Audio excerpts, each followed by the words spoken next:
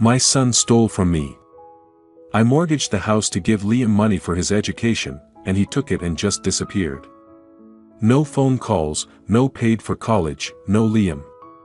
I never thought he would do something like that, but when it happened, it broke my heart at first, and then it lit a fire of rage inside me.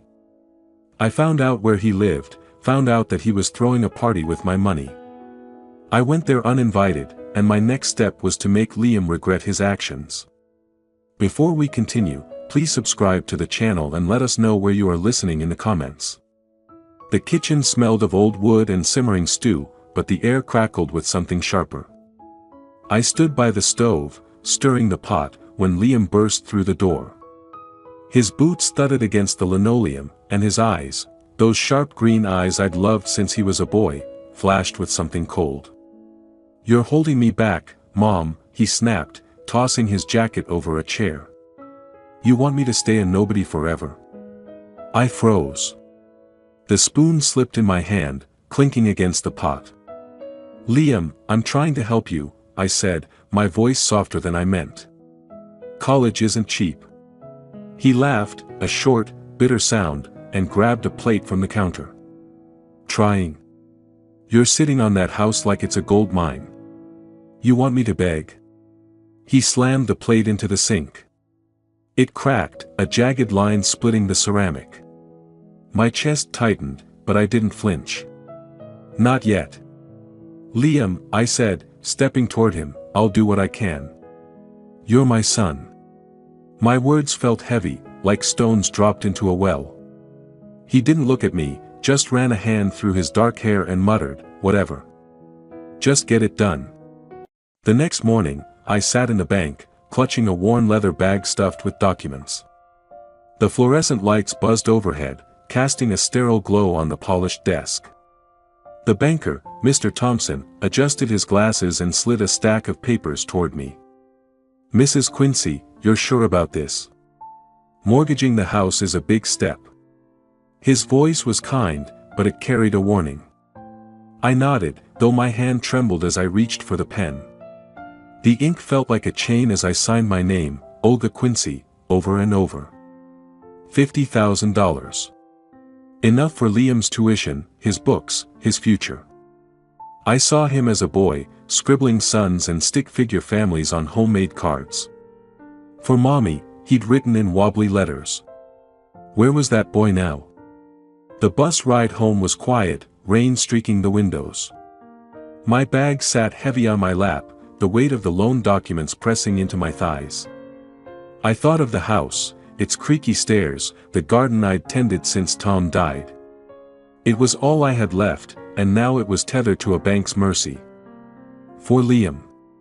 Always for Liam. When I stepped into the kitchen, the air felt wrong. Too still. The stew pot sat cold on the stove, untouched. A note lay on the table, scrawled in Liam's sharp handwriting, "Gone. Thanks." My stomach twisted. I called his name, my voice echoing in the empty house. No answer. I dialed his number, pressing the phone to my ear. Beep. Beep. Beep. Nothing. I sank into a chair, staring at the old clock on the wall. Its hands had stopped at midnight years ago, frozen in time. Like us. Like me, waiting for a son who didn't come back. The phone slipped from my hand, and I whispered, "Where are you, Liam?" The silence swallowed my words, but something else stirred inside me, a spark, small but growing, refusing to fade. Rain battered the kitchen windows, and the darkness pressed in. I sat at the table, my thumb hovering over Liam's name on my phone. I'd called him every day for 3 months.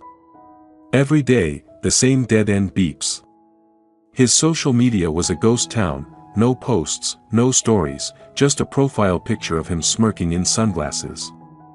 I dropped the phone onto the table. It clattered, too loud in the quiet. The house creaked around me, its familiar groans no comfort. I thought of Tom, my husband, his voice rough but warm. "Liam's got a selfish streak, Olga. Watch him." I'd brushed it off then, laughed it away. Now, Tom's words clawed at me. Had I missed something? Had I failed my son? I couldn't sit still. I grabbed my coat and headed to Liam's old apartment. A cramped studio downtown. The bus smelled of damp wool, and the city blurred past, wet streets, neon signs, strangers huddled under umbrellas. At his building, I climbed the stairs, my knees aching. The hallway reeked of stale smoke. I knocked on his door. Once. Twice.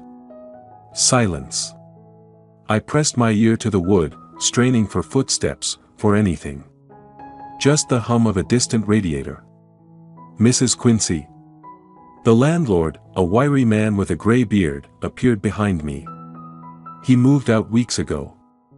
Didn't say where. My throat tightened. I mumbled a thank you and left, the rain soaking my scarf. Back home, I rifled through Liam's old things, a box of school projects, a soccer medal, letters he'd written as a kid. "I'll make you proud, Mom," one read. I traced the words, my fingers shaking. What had I done wrong? I wrote him a letter, pouring out my worry, my love. Halfway through, I tore it up.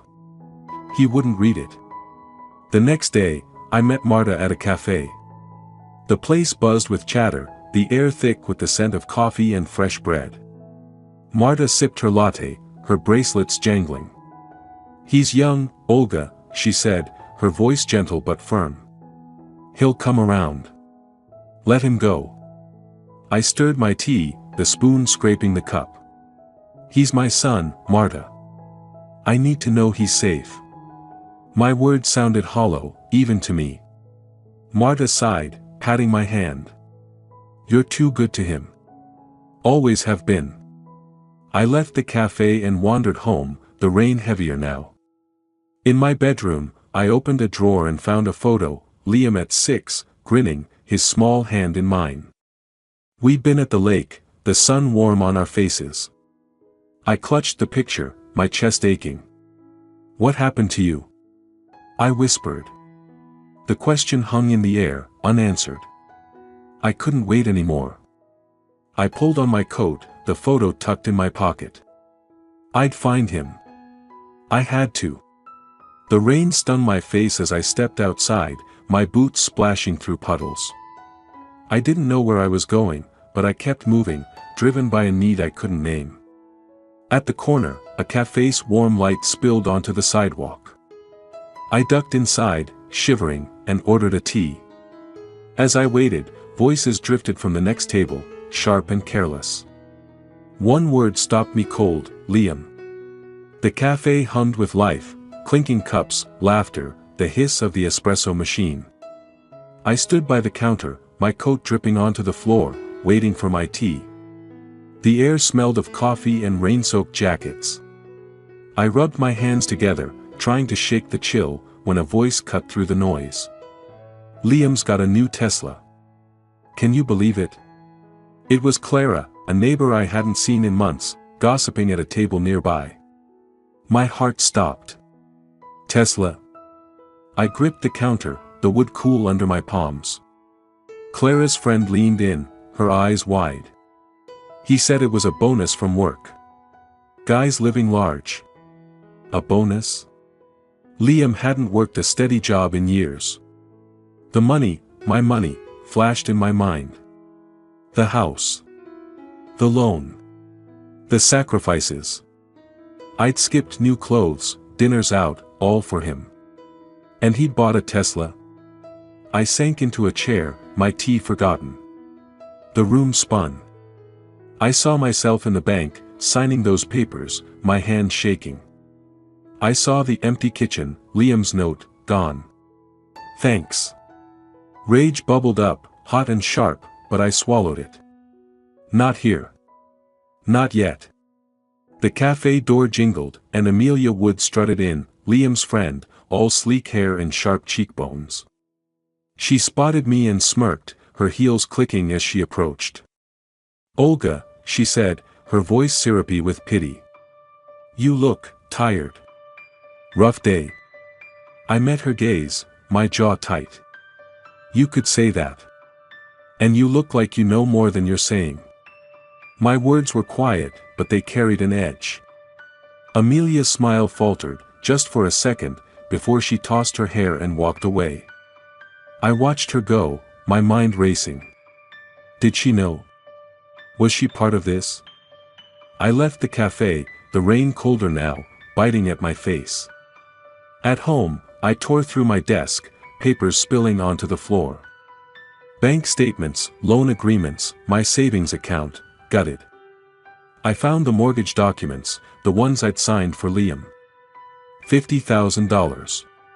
Gone. My hands shook as I spread the papers across the table, each number a knife in my chest. I remembered his voice, smooth and certain.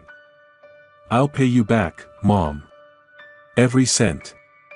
I'd believed him. Fool. I sank into a chair, the house creaking around me.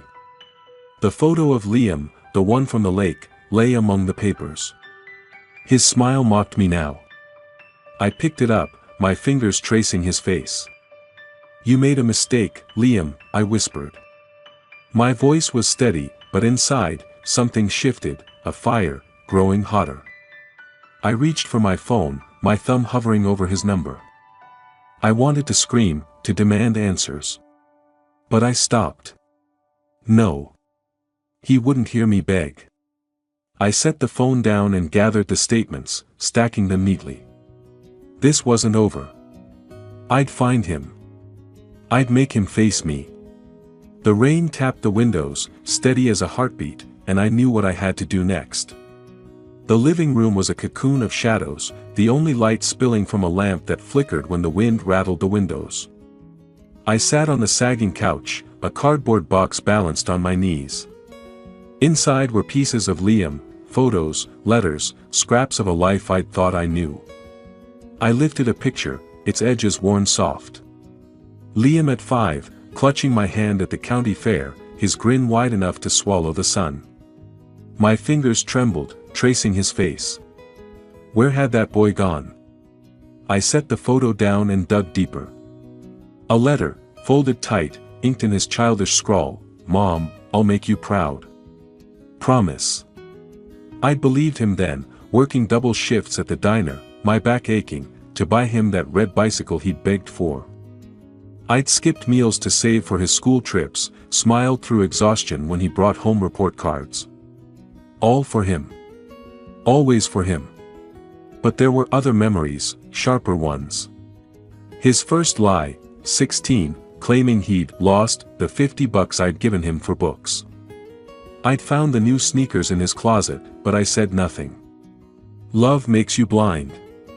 I pulled out another photo, Liam at 18, arms crossed, smirking at the camera. That smirk. I'd seen it in the kitchen months ago, when he demanded the money. My money. My house. I stood, the box sliding to the floor, and crossed to the hall closet. My hands moved on their own, shoving aside coats until I found it, his old leather jacket, tucked in the back. It smelled of his cologne, sharp and expensive. I pressed it to my chest, the leather cool against my skin. Tears came, hot and fast. I'd given him everything, and he'd taken it all, my trust, my home, my heart. I sank to the floor, the jacket crumpling in my arms. Why, Liam? I whispered. The house didn't answer. But then something shifted. The tears slowed, and my grip tightened. I wasn't broken. Not yet. I stood, tossing the jacket onto the couch like it burned. He wouldn't win. I grabbed a letter from the box, his last one, promising to pay me back, and tore it to pieces, letting the scraps flutter into the trash. Enough. A knock at the door startled me. Helen, my neighbor, stood on the porch, her umbrella dripping.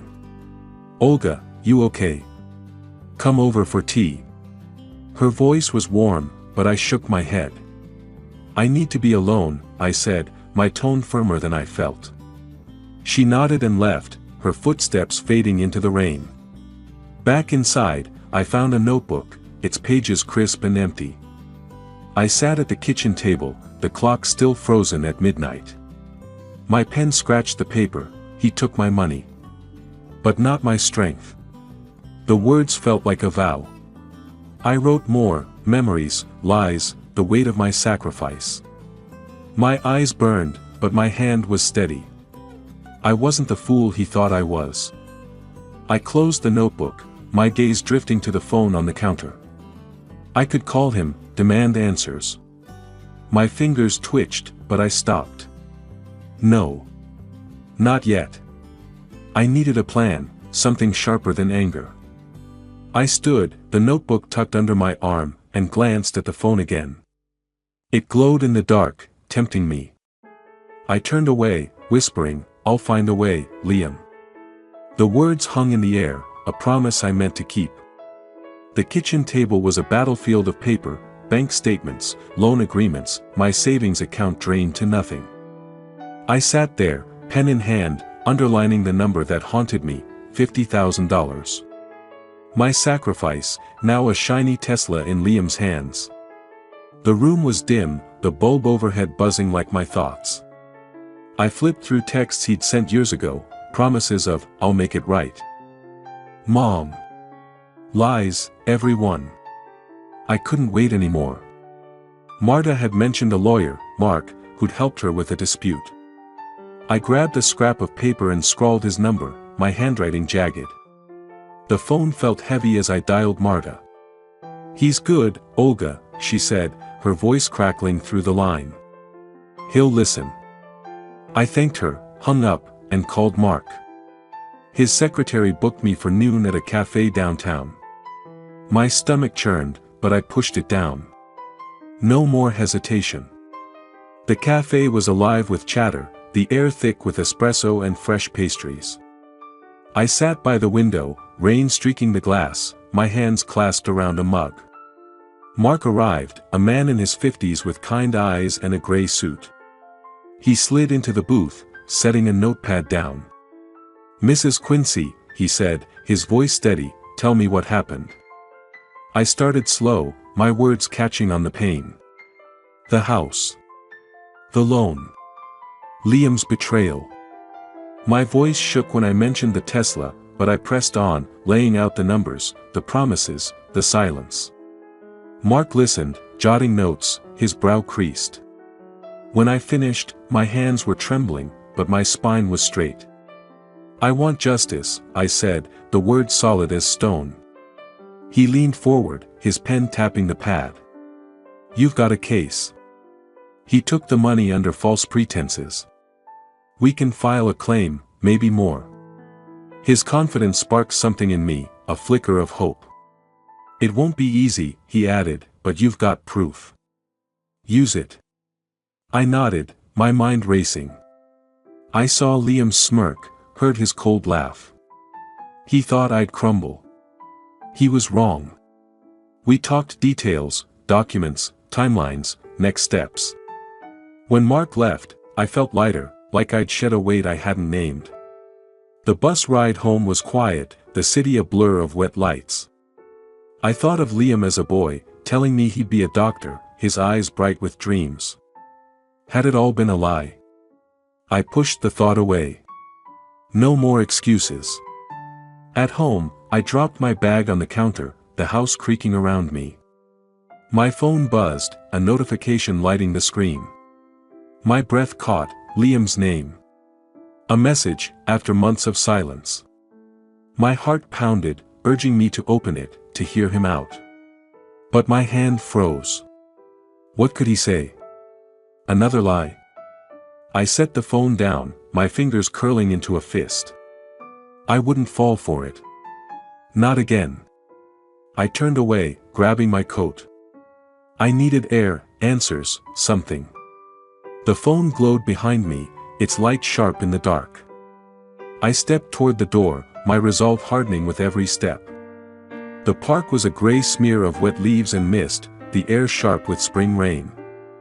I stood under a dripping oak, clutching a scrap of paper with Liam's new number, scrawled by a friend of a friend.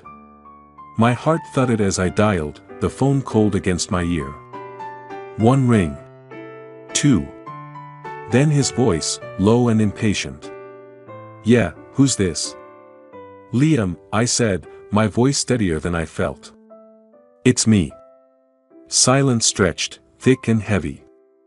I gripped the phone tighter, my boots sinking into the mud. "We need to talk. About the money." He laughed, a sharp, cutting sound. "Money? It's mine, Mom. You gave it to me. Done deal." In the background, a woman's voice, Amelia's, giggled, low and mocking. "Tell her to back off, Liam. She's got nothing." My blood boiled, but I kept my tone even. "You said it was for college. You lied." The words burned my throat. I waited, hoping for shame, for anything human. Instead, he snorted. "Grow up, Mom.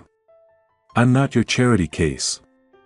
Amelia's laugh spiked again, louder, like a needle in my ear. "She's wasting your time," she purred. The line went dead. I stood there, rain dripping down my collar, the phone still pressed to my ear. Beep. Beep. My hand shook, but not from cold. "You'll regret this," I whispered, the words swallowed by the wind.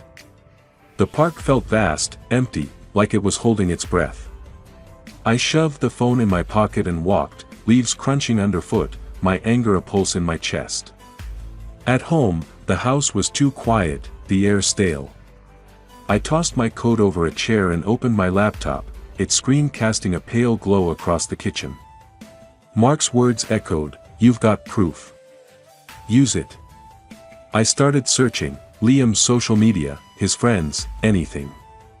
My fingers flew over the keys, chasing threads. A photo of his Tesla, posted by a friend. A club he'd been at. Amelia, always there, smirking in the background. My jaw tightened. She was part of this, I knew it.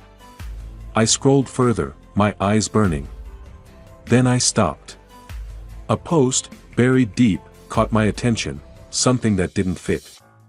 My breath hitched. I leaned closer, clicking the link, my pulse racing. What was this? My hand hovered over the mouse, ready to dig deeper. The clock on the wall was still frozen, its hands stuck at midnight. I barely noticed. The screen glowed, pulling me in, and I knew I was close to something that could change everything.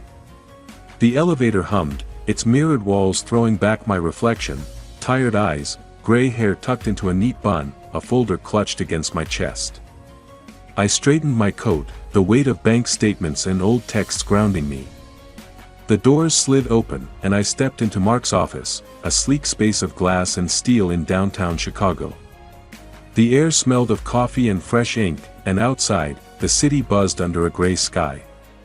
Mark stood to greet me, his smile warm but professional. "Olga," he said, gesturing to a chair. "You brought everything." I nodded, setting the folder on his desk. Papers spilled out, loan agreements, Liam's promises, my emptied savings. My hands shook as I arranged them, each sheet a piece of my betrayal. He scanned the documents, his brow creasing. "This is solid," he said, leaning back. "You've got a strong case for fraud. He took the money under false pretenses." His voice was steady, like a lifeline. "But we need more, proof of how he spent it. Receipts, witnesses, anything." I swallowed, my throat tight. "He bought a Tesla. Through parties. I heard it from people." My voice cracked, and I hated it. "I loved him, Mark. Gave him everything. And I stopped, my fingers digging into my palms. Mark's eyes softened. "My sister did something like that," he said quietly. "Took my parents' savings, ran off. It hurts. But you're doing the right thing." His words landed gently, a bridge between us. I nodded, blinking back tears. For the first time, I didn't feel alone. We talked strategy, tracking Liam's purchases, finding witnesses, building a case. He handed me a list of contacts, bankers, friends of Liam's, anyone who might talk. Be discreet, he warned. He's slippery. I tucked the list into my folder, my resolve hardening. Liam thought I was weak. He'd learn otherwise. As we wrapped up, Mark leaned forward. You're stronger than you think, Olga. Don't forget that. I managed a small smile, his words like fuel. I stood, the folder heavier now, filled with purpose. Thank you, I said, my voice steady. Outside, the wind bit at my face as I walked to the bus stop. Rain speckled my coat, and the city's hum felt distant, like it belonged to someone else. I pulled out my phone, checking for messages. One blinked on the screen, from Helen, my neighbor. People are talking about you. Be careful. My stomach twisted. Talking? About what? I reread the message, my fingers tightening around the list Mark gave me. The bus pulled up, its doors hissing open. I climbed aboard, the folder pressed to my chest, Helen's words looping in my mind.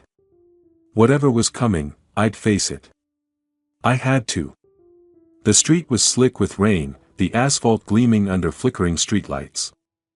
I pulled my scarf tighter, heading to the corner store for milk. Neighbors' houses glowed, curtains drawn, but their glances felt sharp. Helen had looked away when I passed her gate, her lips pursed. My chest tightened, Helen's message still burning in my mind, people are talking about you. Inside the store, fluorescent lights buzzed, casting stark shadows on the aisles. I grabbed a carton, my boots squeaking on the tile. At the counter, two women whispered, their eyes darting to me. She's the one muttered, her voice low but clear. Trying to ruin her own son. Greedy, they say. My cheeks burned, but I kept my head high, handing the cashier my money. The door chimed, and Amelia Wood sauntered in, her heels clicking like a challenge. Her smirk was sharp, her eyes scanning me like I was something to pity. Olga, she drawled, leaning against a display. Stirring up trouble, huh? Liam's just living his life, and you're out here playing the victim. I gripped the milk carton, my knuckles white. You know what he did, I said, my voice low, steady. And you're part of it. But the truth comes out, Amelia. Always does. Her smile faltered, just for a second, before she laughed, tossing her hair. You're pathetic, she snapped.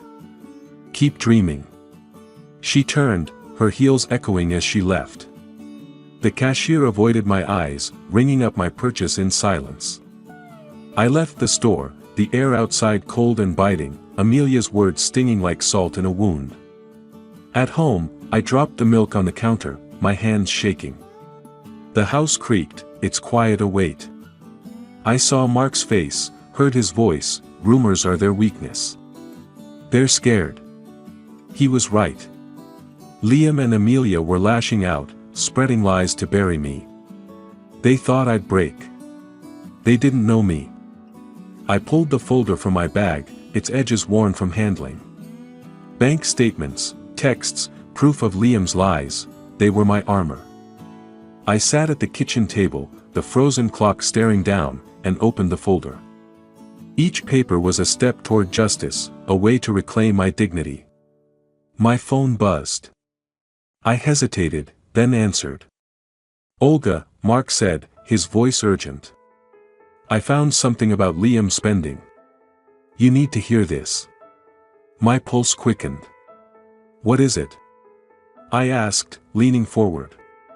He paused, then said, it's bigger than we thought. My breath caught. I clutched the phone, my eyes locked on the folder. Whatever Mark had found, it changed everything. The laptop's glow filled the kitchen, casting long shadows across the table. I scrolled through Amelia's social media, her posts a parade of glitz, clubs, designer bags, Liam grinning beside her.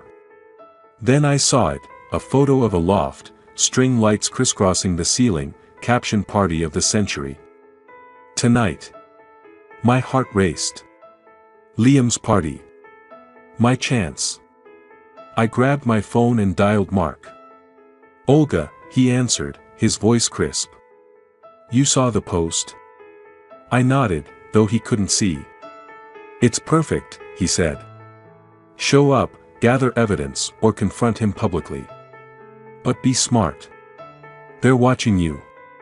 "I will," I said, my voice firm. I hung up and opened my folder, pulling out bank statements and screenshots of Liam's texts. The printer whirred, spitting out pages, my record of his betrayal. I stacked them carefully, each sheet a weapon. My hands trembled, but not from fear. This was it. I paused, a memory flickering, Liam at 8, clinging to me during a thunderstorm, his small voice whispering, "You'll keep me safe, right?" I promised I would. My chest ached, but I pushed it down. That boy was gone. The man he'd become had stolen from me, mocked me. He'd pay. I stood, crossing to my closet. I needed something for the party, something that said I wasn't broken. I pulled out a dress, navy, simple, but sharp. It hung like a flag of defiance. I slipped it on, the fabric cool against my skin, and stood before the mirror. My face showed every year, every worry, but my eyes burned with purpose. A photo tucked into the mirror's frame caught my eye, Liam at 10, laughing at the lake, his hair wet from swimming. My breath hitched. I reached for it, my fingers brushing the faded edges. Why did it still hurt? I started to pull it down, but it slipped, fluttering to the floor. I froze, staring at the photo. My resolve wavered, just for a moment. Then I straightened, leaving it where it fell. I grabbed the folder, its weight steadying me, and headed for the door. The loft wasn't far, and I had a plan. Whatever happened tonight, Liam would see me, not the mother he'd used, but the woman he'd underestimated. The loft pulsed with neon lights, bass thumping through the floor like a heartbeat. I stood at the entrance, my navy dress swaying in the evening breeze, the folder of evidence heavy in my hands. My pulse raced, but my steps were steady as I crossed the threshold. Inside, bodies swayed, laughter clashed with clinking glasses, and the air was thick with perfume and ambition. I scanned the crowd. There, Liam, leaning against a bar, a smirk on his face, Amelia draped over his arm. I clutched the folder tighter, its edges biting into my palms. Years of sacrifice, nights cleaning offices, skipping meals, mortgaging my home, flashed before me. For him. For this. My jaw tightened. No more. I wove through the crowd, ignoring the curious glances, and approached the DJ booth. The kid behind the decks looked up, his headphones half off. "Can you cut the music?" I asked, my voice low but firm. He hesitated, then nodded. The beat stopped. Heads turned, conversations faltered. The loft fell silent, save for the hum of neon and a distant car horn outside. I stepped into the center of the room, the folder raised like a flag. "Liam," I called, my voice slicing through the quiet. "Son, look at this record." His smirk vanished. Amelia's eyes widened, her drink frozen mid-sip. I opened the folder, pulling out copies of bank statements, loan agreements, his own texts promising repayment. I handed them to the nearest guests, who took them with hesitant fingers. "This is what my son did," I said, my tone steady. "He took $50,000, my home, my life, and spent it on cars and parties. On this." Gasps rippled through the crowd. Papers passed from hand to hand, whispers growing louder. Liam pushed through, his face pale. "It's a lie," he shouted, his voice cracking. "She's making it up." But his eyes darted to the papers, and I saw fear. Amelia lunged forward, snatching a sheet from a guest. "This is nonsense," she hissed, but her hands shook. She shoved past a couple, heading for the door. I stepped into her path, my gaze cold. "You can't run from the truth, Amelia," I said. She froze, then bolted, her heels clattering. The crowd closed in, voices rising. Liam grabbed my arm, his grip tight. "You're ruining me," he snarled. I pulled free, meeting his eyes. "You ruined yourself." I turned, handing out the last papers, my heart pounding but my head high. The loft erupted, shouts, questions, phones snapping photos. I walked toward the exit, the folder empty now, my steps light despite the chaos. Liam's voice chased me, raw and desperate, but I didn't look back. Outside, the air was cool, the city alive with distant lights. I took a breath, my chest loosening.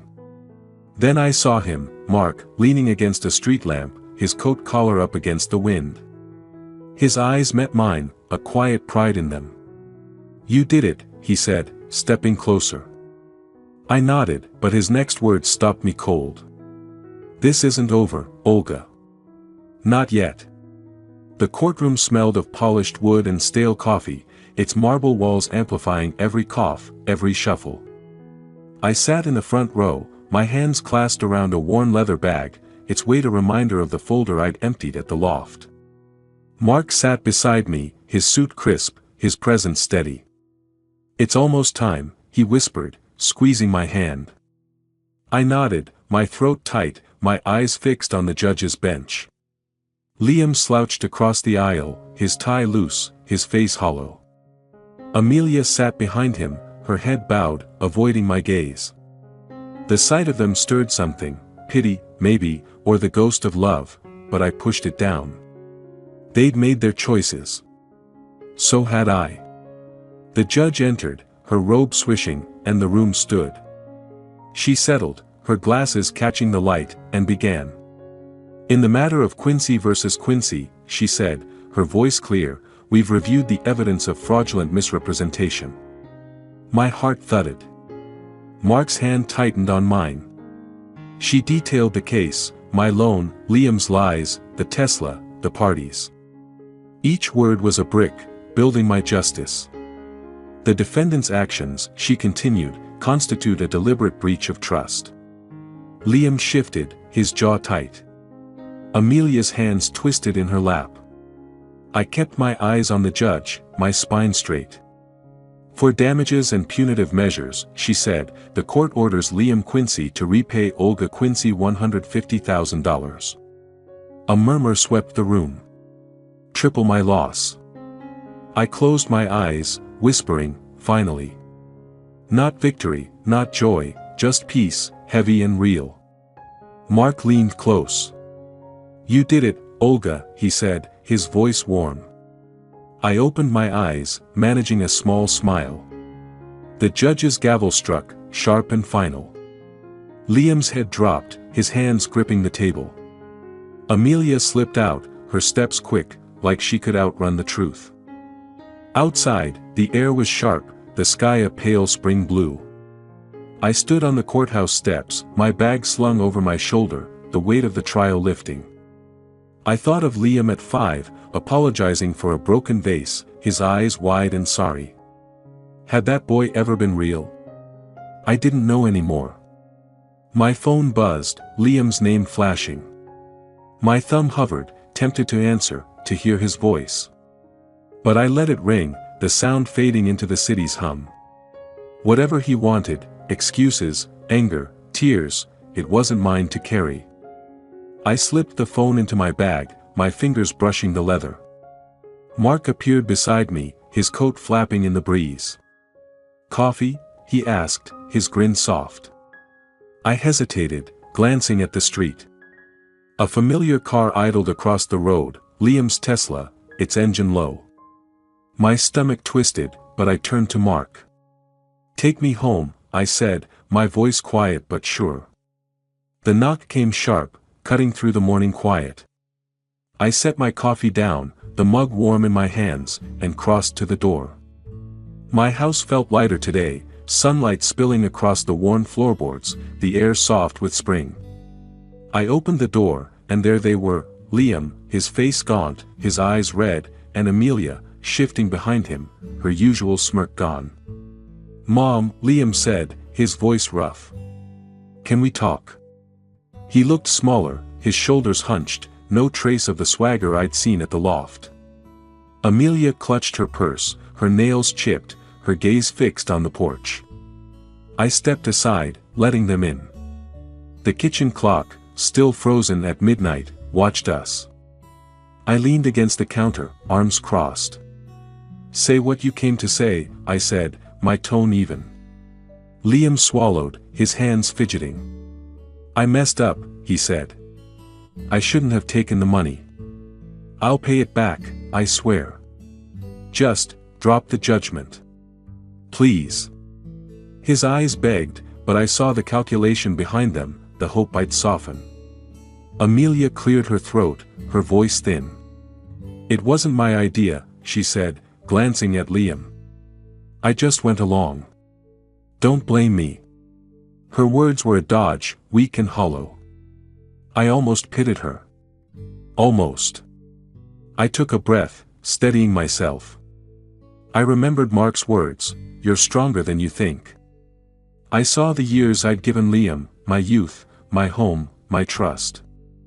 I saw the courtroom, the judge's gavel, the truth laid bare. "I gave you everything," I said, my voice calm but firm. "You took it and spat in my face. I choose myself now." Liam flinched, his mouth opening, but no words came. Amelia's eyes darted to the door, like she could escape her shame. I pointed to the exit.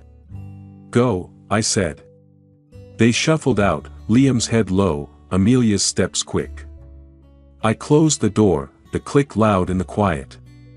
It felt final, like a lock turning on the past. The doorbell rang again, softer this time. Mark stood on the porch, his grin easy, a paper bag in hand. "Brought pastries," he said, stepping inside. "Figured you earned a treat." I laughed, the sound surprising me, light and free. We sat at the table, coffee steaming, the house warm around us. "You're starting over," Mark said, his eyes kind. "What's next?" I sipped my coffee, the bitterness soft against the sweetness of the moment. I didn't have an answer, but for the first time, that was okay. I stood, carrying my mug to the window. Outside, the street was alive, kids biking, trees budding, the world moving on. My lips curved, a faint smile. The future was mine, and I was ready to meet it. If you liked this story, please like this video, subscribe to the channel, and share your impressions of this story in the comments. To listen to the next story, click on the box on the left. Thank you for watching.